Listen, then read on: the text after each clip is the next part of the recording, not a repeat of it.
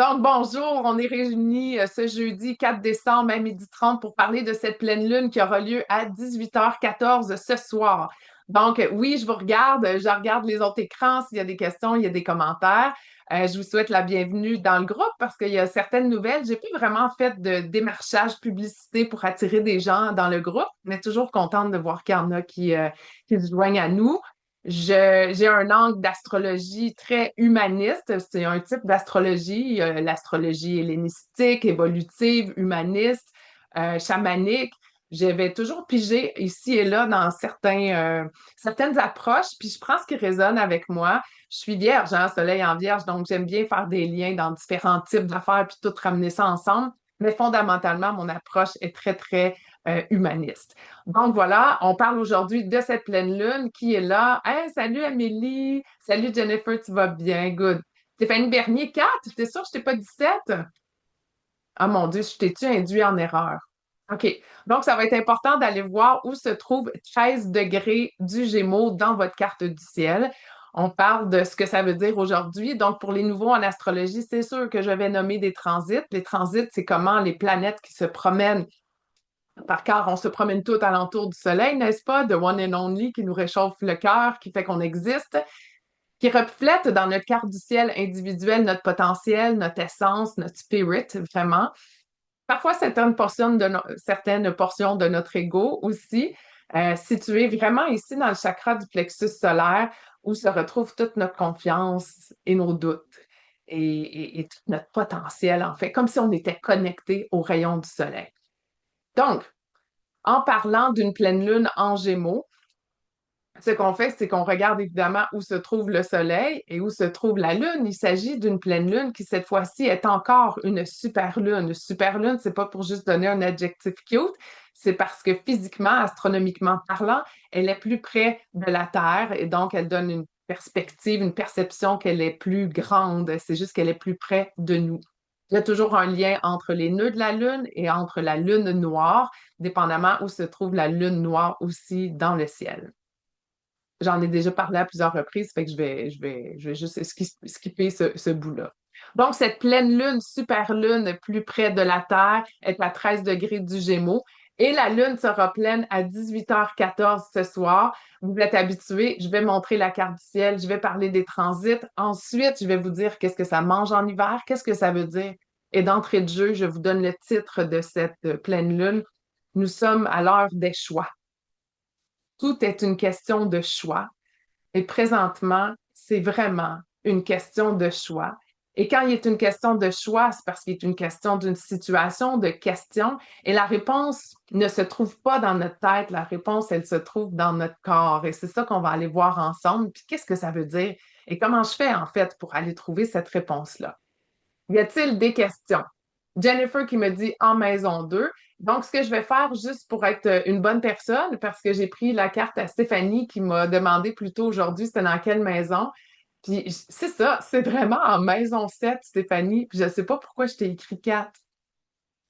Peut-être que je faisais deux choses en même temps. Je ne sais pas, mais je suis vraiment désolée. Donc, si ça vous intéresse de voir aussi comment est-ce qu'on trouve un degré dans une carte du ciel, j'ai une vidéo sur YouTube à ce sujet, donc je vous indiquerai où aller la chercher. Et celles qui sont dans mon groupe Facebook Team Astro Leader, il y a aussi une vidéo euh, qui porte sur le sujet. Et celles qui ont Leader Athéna, définitivement que c'est dans votre module d'introduction. Et j'en profite pour dire que moi, je décide de faire un petit cadeau de Noël. Et donc, Leader Athéna est mon accompagnement que j'ai conduit pendant 6 cohortes et sur lequel j'ai mis une petite pause. Cependant, tout le contenu de Leader Athéna, c'est d'aller à la découverte de sa propre carte du ciel en allant en prendre sur ce que sont les planètes dans notre carte. Et à travers ça, on se pose des questions pour découvrir, se reconnaître et se revalider. Et tout ce contenu-là, 6 modules remplis d'informations avec des vidéos, des questions, des PDF alouettes, est à 197 dollars en ce moment, tout le mois de décembre, au lieu de 997, un rabais quand même assez substantiel. Donc, je mettrai aussi le lien euh, dans les messages. Alors, Louise qui me dit Maison 11 pour moi. Les aspirations, le grand rêve collectif, l'importance de la tribu, du groupe, de l'équipe dans ta vie. Il est beaucoup question de grands rêves dans cette maison 11 et surtout un grand rêve non pas juste pour nos beaux yeux, mais pour le collectif. Donc, avant d'aller dans l'individuel, ce que je vais faire, je vais en parler de cette pleine lune qui est en Gémeaux. 13 degrés du Gémeaux, ça veut dire que le Soleil est à 13 degrés du Sagittaire, n'est-ce pas? Nous avons entamé le cycle lunaire à 28 degrés du Scorpion il y a 2 semaines. On est rendu 2 semaines plus tard pour cette pleine lune. Et ensuite, ce sera le cycle où est-ce que la lune est waning, OK? It's waxing, elle grandit, ensuite elle rapetisse pour aller refaire un nouveau cycle lunaire. Ce qui est fort intéressant de cette pleine lune-ci, elle est guidée par Mercure. Mercure qui est nouvellement direct. En effet, Mercure a été dans sa rétrograde du 9 novembre au 29 novembre. Et il a commencé ce qu'on appelle sa période de shadow, sa période ombragée 3 semaines avant, qui était environ le 20 octobre. Et à ce moment-là, ce qui est fascinant, c'est que c'était le moment d'une nouvelle lune en balance.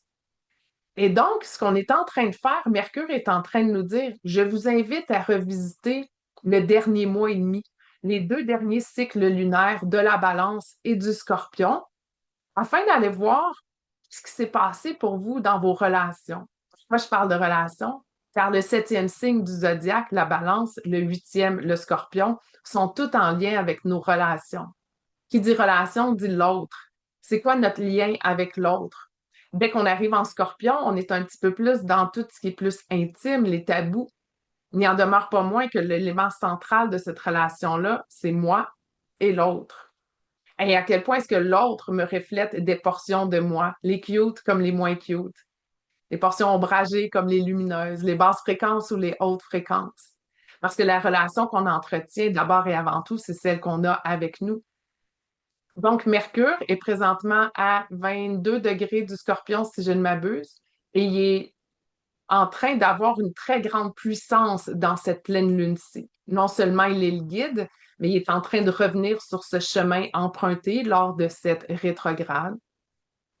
Il est aussi en train d'être dans un très grand trigone, ben pas un très grand, mais un grand trigone avec Jupiter et avec Saturne. Jupiter qui est rétrograde, exalté en ce Cancer, et Saturne qui n'est plus rétrograde en Poisson. 3 signes d'eau. Et ce trigone entre Jupiter et Saturne est présent depuis quelques semaines, il le sera encore. Il est en train de nous dire comme, allez-y, faites-vous confiance pour oser et ainsi évoluer puis croître comme individu. Et là, plein de planètes personnelles sont passées dans ce grand trigone-là et Mercure est le dernier à le faire. Pourquoi? C'est passé, le Soleil est passé, Mercure était déjà passé, c'est la 3e fois qu'il va le faire, et Vénus, qui est aussi rendue en Sagittaire, sont toutes passées par là. Donc, il y a vraiment là, on est en train de revisiter les 6 dernières semaines par rapport à tout ce qui touche nos relations. Aussi, ce qui est très, très important dans cette pleine lune-ci, il y a 2 autres éléments très importants. Et le deuxième, que j'aurais pu dire le premier, mais vous savez, si vous me suivez depuis un petit bout, quand je commence à expliquer ce qui se passe dans le ciel, oui, je vais regarder, on parle de la pleine lune, mais rapidement, je vais voir ce que le guide fait. Parce que le guide, c'est comme un patron. Le guide, c'est lui qui a le dernier mot, mais une très grande influence, un très grand impact. Donc, voilà l'impact de Mercure. En somme, il est en train de nous dire, People, c'est pas dans votre tête que ça se passe, c'est dans votre ressenti. À la limite, même, c'est dans votre gut feeling. Où est-ce qu'on possède une vérité? On le sait à l'intérieur de nous. J'ai de nombreuses clientes qui viennent vers moi, puis on fait une lecture de cartes. Et souvent, le message que j'ai à la fin, je leur apprends des trucs, je leur nomme des affaires, je pose beaucoup de questions. La conclusion, c'est, hey, c'est validant. On dirait que je le savais à l'intérieur de moi, mais je savais pas comment le dire en mots. Je ne savais pas si c'était correct ce que je ressentais. Et cette notion du ressenti, vous le savez à l'intérieur de vous. Et c'est à partir de cet espace-là que vous faites vos choix. C'est vraiment, vraiment important. Donc, conclusion du premier point. Je regarde s'il y a des questions, commentaires. On poursuit. Donc, Amélie qui me dit maison 4. Donc, la maison 4, en effet, c'est la maison de nos racines, de notre famille, et en astrologie humaniste, en fait, c'est de notre sentiment de sécurité intérieure, que peu importe où est-ce que vous vous retrouvez, vous êtes bien, vous êtes sécure à l'intérieur de vous. Euh, c'est un travail de fond. C'est pour ça qu'on dit que c'est les racines. Et les racines de l'arbre nous permettent justement de nous ancrer pour pouvoir se tenir droit et pouvoir rayonner. Donc, quand il y a une pleine lune qui est en maison 4, c'est une révélation, une illumination par rapport à ce qui se passe dans votre cocon à vous. Votre cocon à l'intérieur de vous, votre refuge, votre cocon familial, etc. Donc, je poursuis avec le deuxième élément de cette pleine lune. Le Soleil et la Lune sont à 13 degrés, respectivement du Sagittaire et du Gémeaux, et forment un carré avec le nœud nord en Poisson et donc le nœud sud en Vierge. Très, très, très important ce carré. Ça forme une grande croix, n'est-ce pas? C'est comme deux oppositions. C'est juste que quand ça implique les nœuds, il y a une opposition qui est intrinsèque à cet axe-là. Par conséquent, dire que c'est une grande croix, c'est peut-être un peu pousser la note, mais c'est quand même le visuel que ça fait. Qui dit grande croix dit carré, dit opposition, dit défi, dit challenge, dit questionnement, dit activation. On est dans quatre signes mutables. Mutable, c'est quoi ça? En astrologie, la base de l'astrologie, oui, les sept planètes classiques, mais d'abord et avant tout, la structure de la carte du ciel, l'échafaudage que j'aime appeler, ce qui nous donne le méridien et ensuite l'ascendant-descendant, c'est-à-dire l'horizon. Ensuite, les éléments, les quatre éléments, l'eau, la terre, l'air et le feu. Puis ensuite, ce sont les trois modalités. Ce qui part une saison, ce qui ancre la saison et ce qui permet de partir d'une saison à l'autre. C'est la mutabilité. Et donc, c'est beaucoup, beaucoup d'adaptation, beaucoup de flexibilité. Et c'est ça qui nous est demandé. Mais à force d'être si flexible et de s'adapter tout le temps, est-ce que nous devenons une pâte molle qui fait juste s'adapter à toute situation sans garder sa droiture? Et c'est pas ce que ça dit pour autant. Il faut juste en faire attention. Trop, c'est comme passer. Trop de flexibilité, c'est pas mieux que pas assez de flexibilité. Mais dans ce sentiment d'adaptation, c'est ça qu'on est demandé à faire. Et le Gémeaux, on dit souvent que c'est qu'il y a deux têtes, dans le fond, tu sais, puis qu'il y a deux personnalités, deux facettes. On peut être un Gémeaux très sociable et en même temps un Gémeaux très geek. On donne, par exemple, le Gémeaux qui va aller se promener dans un 5 à 7, va butiner d'une personne à l'autre, va se tanner excessivement rapidement. Cependant, quand il rencontre une nouvelle personne, entre en contact avec quelqu'un, qui a quelque chose à lui apprendre, peut rester avec cet individu-là pendant 30 minutes, une heure, puisqu'il est fasciné, il apprend. La notion d'apprentissage, de curiosité, d'ouverture d'esprit, très, très, très importante chez le Gémeaux. Et qui se trouve en Gémeaux présentement? En fait, non, c'est même pas vrai. Uranus a fait un petit tour. Il est revenu en Taureau, puis il va revenir en Gémeaux au printemps prochain. Et tu sais, ça va venir complètement révolutionner nos technologies, notre façon d'apprendre. J'y reviendrai en temps et lieu. On a eu un petit soupçon de cette information-là et à quoi ça pourrait ressembler cet été lorsque Uranus est arrivé en Gémeaux le 7 juillet. Je reviens à mes moutons du Gémeaux. Il peut avoir mauvaise presse en étant comme un patineur manipulateur. C'est parce qu'il est géré, il est régulé ou son régent est Mercure. Puis Mercure, c'est le messager des dieux. Il est capable de se faufiler partout, aller chercher les messages et les remonter à la surface. Et dans la mythologie, Hermès, Mercure, c'était le seul qui, lui, avait le droit d'aller dans l'underground puis d'aller avoir un accès direct aux grands dieux. Donc, cette façon de communiquer, d'entrer en contact avec les gens, grâce à sa curiosité et son ouverture d'esprit, ça lui confère une magnifique adaptation, une forme de caméléon. Mais quand on est excessivement caméléon, on peut bien dire que c'est qu'on veut, à qui on veut. De là, les basses fréquences de la manipulation. Dans les hautes fréquences, c'est un grand, grand désir d'apprendre, une connexion extraordinaire, non seulement intellectuelle, mais aussi une connexion euh, viscérale à la limite. Et il y a quelque chose chez le Gémeaux où est-ce que tout ce qui est linéaire fait peu pour lui. Et c'est pour ça qu'on peut voir beaucoup de Gémeaux qui vont sauter du coq à l'âne parce qu'ils se promènent d'une information à l'autre, ils s'amusent. Le Gémeaux, guidé par Mercure, Mercure, le magicien, le trickster, l'alchimiste, c'est lui qui fait en sorte que les choses, euh, pas ça rime, mais se transforment, se matérialisent, pas se matérialisent, c'est pas ça. Que les choses euh, que le message peut se passer puis se transférer. Ouais, c'est ça, se transférer d'un état à l'autre. Voilà, c'est ce que j'essayais de trouver. Et donc, transférer d'un état à l'autre, c'est une forme d'alchimie. Ça, c'est Mercure qui nous permet de faire ça. Donc, le Gémeaux, dans cette curiosité, cette ouverture d'esprit, ce potentiel de manipulation, ce côté très geek, il est en train de nous dire, faut que tu fasses un choix, faut que tu fasses un choix. Et si vous regardez souvent dans le ciel, on associait dans le temps le signe du Gémeaux à la constellation du Gémeaux, ce qui n'est plus le cas. OK, je veux vraiment faire attention. Et on voit dans le ciel Castor et Pollux, c'est comme le bonhomme à deux têtes. Je reviens au signe du Gémeaux. Est-ce que ça se peut qu'on porte à l'intérieur de nous deux facettes, puis même de multiples facettes? On est-tu obligé vraiment de s'enliser dans un type de personnalité et c'est tout? Est-ce que c'est correct qu'on ait une différente personnalité avec quelqu'un puis une autre personnalité avec quelqu'un d'autre? Fondamentalement, notre identité est quand même la même. C'est ce que je veux dire par s'adapter. Mais ça ne fait pas nécessairement de toi une personne à deux faces. C'est peut-être à multiples facettes. C'est quoi le problème avec ça? Y en a-tu un? Je vous laisse répondre à la question. Donc, en faisant les carrés au nœud, le nœud sud est en Vierge dans un signe de terre, lui aussi guidé par Mercure, qui est en train de nous dire libérez-vous de vos processus, vos procédures, votre sentiment, pas sentiment, mais votre devoir d'exigence absolue.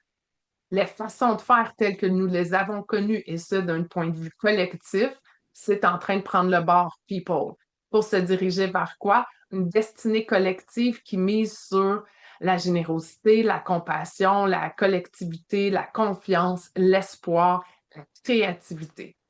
On est vraiment dans l'émotion, on est dans le corps versus être dans le pragmatisme et aussi le corps. OK? Parce qu'il faut se le dire, la Vierge est un signe de terre, donc de corps, et le poisson est un signe d'eau. Mais l'eau, elle est contenue dans quoi? Dans le corps. C'est donc le côté très yin. La terre et l'eau, ce sont les deux éléments yin, alors que l'air, Gémeaux, et le feu, Sagittaire, c'est l'axe mutable qui est yang. OK? Donc, quel est le choix entre l'avant et l'après qu'on fait? À quel point est-ce que le choix que nous allons faire reflète les dernières 6 semaines précisément, ben, beaucoup plus longtemps dans les faits?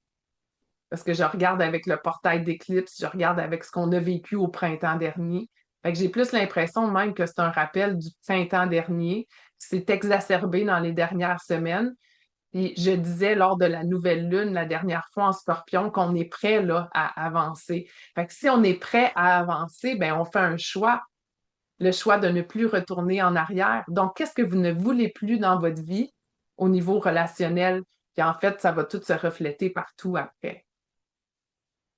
Qu'est-ce qu'il y a une façon de faire dans votre vie, des routines, la façon dont vous prenez soin de vous, la façon dont vous ne prenez pas soin de vous, à quel point est-ce que la santé a une place importante dans votre vie, qu'est-ce que vous vous empêchez de vivre pour être bien, puis vous vous dites, c'est terminé, je ne m'empêche plus, je me choisis afin que mes émotions me guident.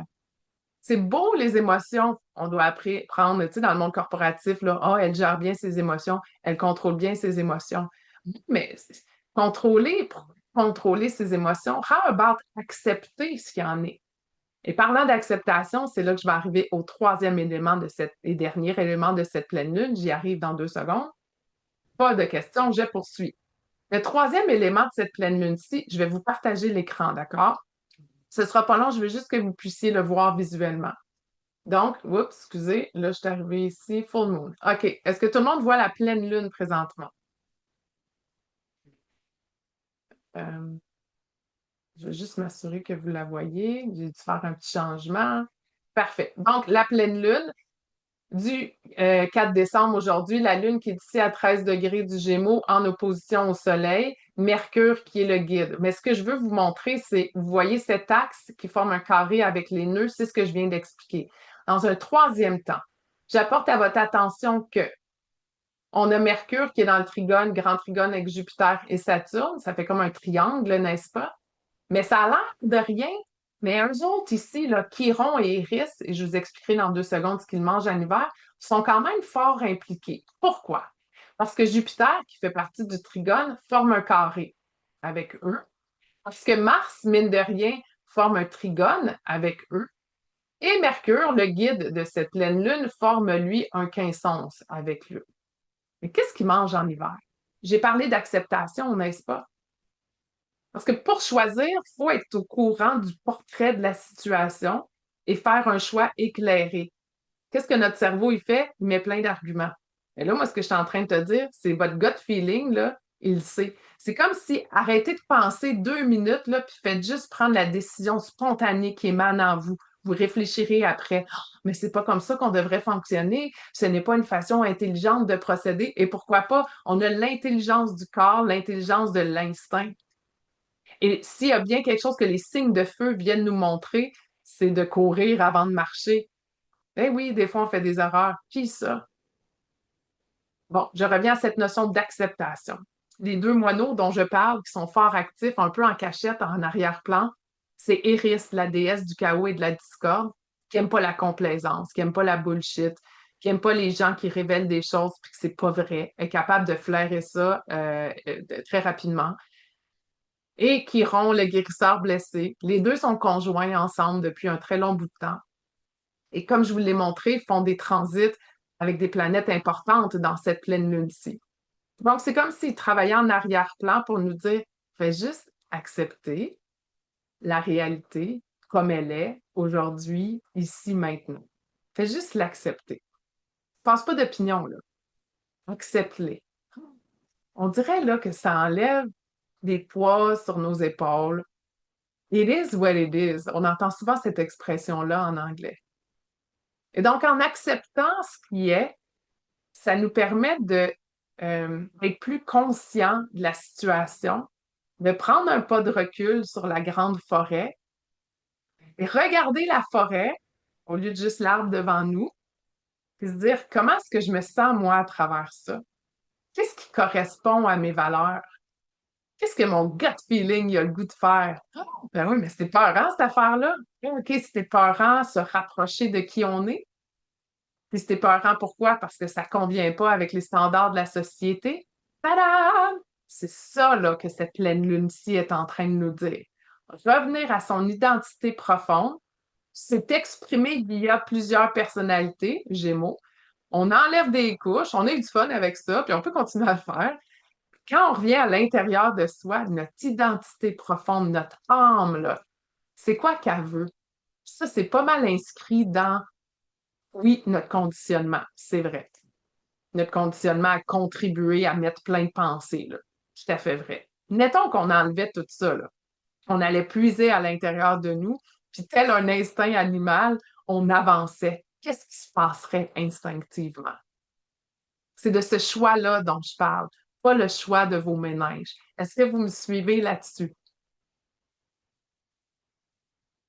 J'ai pas de questions, commentaires. Alors, ce que je vais faire, c'est que je vais juste passer rapidement les 12 maisons parce que je vous demande d'aller voir où se trouve 13 degrés du Gémeaux dans votre carte du ciel.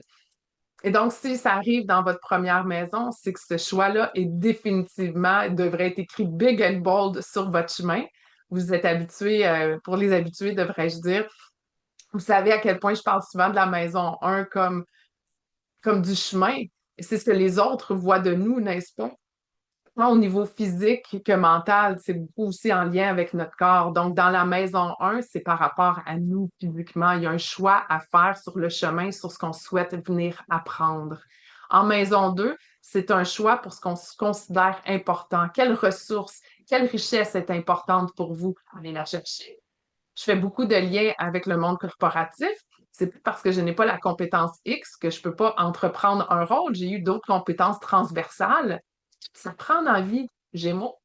Donc, aller apprendre une nouvelle compétence qui va vous permettre de vivre ta vie, d'avoir une promotion si c'est ce que tu souhaites, d'aller apprendre autre chose.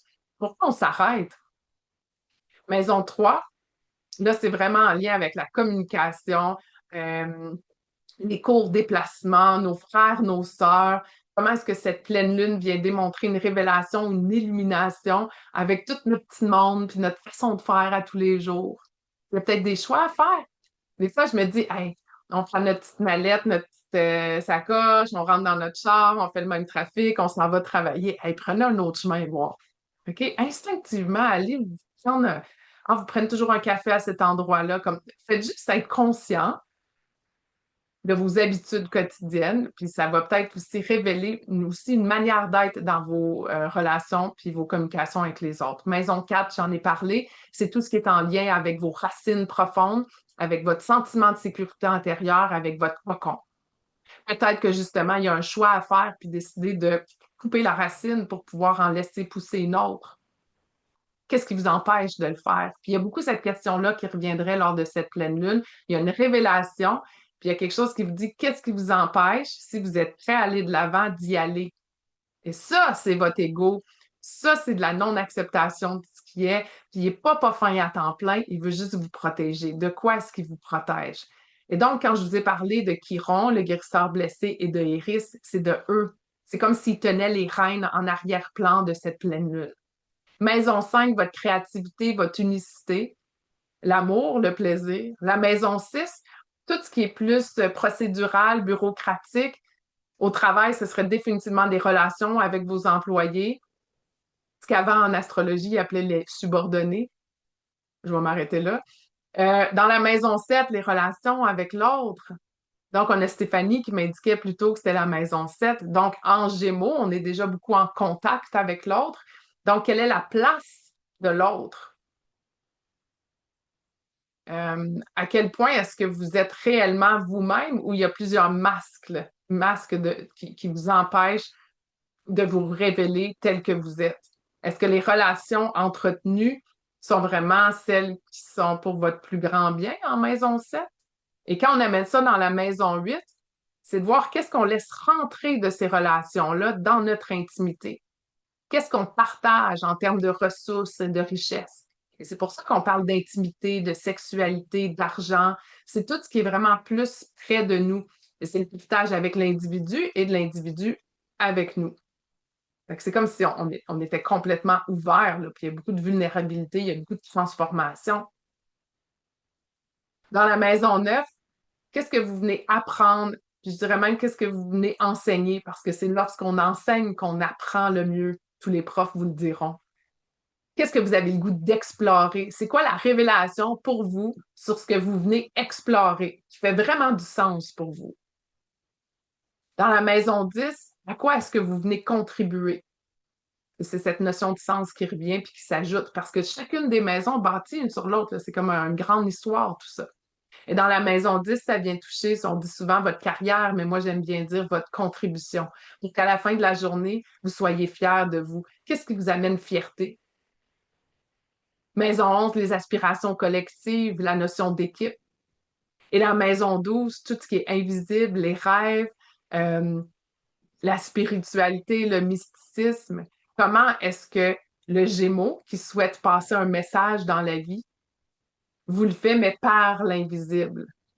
OK, dans la maison 12. Donc, comment est-ce que l'illumination de cette pleine lune est révélée? Et c'est la façon dont je l'ai décrit à travers les 12 maisons. C'est révélé via ce qu'il y a sur votre chemin, ce qui est important pour vous, votre routine, vos racines, etc., etc. Est-ce que vous me suivez à ce sujet? Je vais prendre ça pour un oui. On dirait que les commentaires ne rentrent pas, à moins que vous soyez simplement tout oui ou en train de travailler pendant que vous m'écoutiez. Moi, j'ai tendance à écouter lorsque je suis en voiture. Fait que, on s'entend que je ne serai pas en train de commenter de toute façon. Je vous souhaite alors une pleine lune révélatrice ce soir à 18h14. Sortez dehors. Parce que ça n'arrive pas tout le temps que la pleine lune, elle est exacte au moment où on peut la voir avec nos yeux. Donc, 1 heure environ après le coucher du soleil, on va pouvoir voir la lune, le ciel s'il est dégagé, puis il est ici où je suis à Gatineau. On va vraiment pouvoir l'apprécier. Elle est plus près de nous. Allez lui parler, allez connecter avec elle. C'est fou comme les planètes. La Lune, surtout la Lune, a vraiment un message à nous passer. Et moi, ça ne ment pas. À chaque fois que je vais communiquer avec elle à la pleine Lune, on dirait que c'est là que je reçois mon message. Ça tombe bien, parce que c'est de ça dont il s'agit dans cette pleine lune, la notion du message. Et c'est à travers ces messages-là que dans votre corps, avec un ressenti, des frissons, des chaleurs, un scan dans le corps, je suis toute jammée dans mon cou, qu'est-ce que votre corps et votre ressenti a à vous passer comme message? Et c'est ça qui va vous aider à choisir. Alors, je vous souhaite une magnifique pleine lune, tout le monde. Allez dehors, même s'il fait froid. Au revoir!